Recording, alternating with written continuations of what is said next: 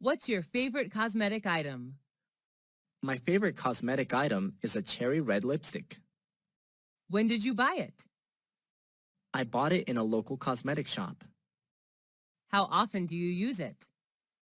Almost every day. I sometimes change the color. How did it change your physical appearance? Oh, at first I was hesitant to try because I thought it wouldn't match my skin undertone, but when putting it on, the cherry red color did make me more charming and gorgeous. Is it expensive? Nope, it is under $21 only. Is the brand name famous? Yes, I think MAC is well known all around the world. MAC lipstick is an iconic product of the producer. How important are cosmetics according to you?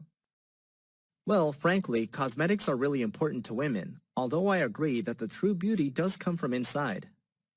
Is it important to have a good-looking appearance?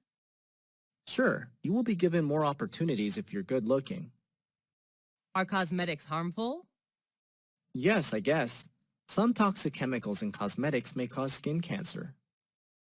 Do you think beauty products are a waste of money? Not really. As for me, I just spend my saving money on cosmetics.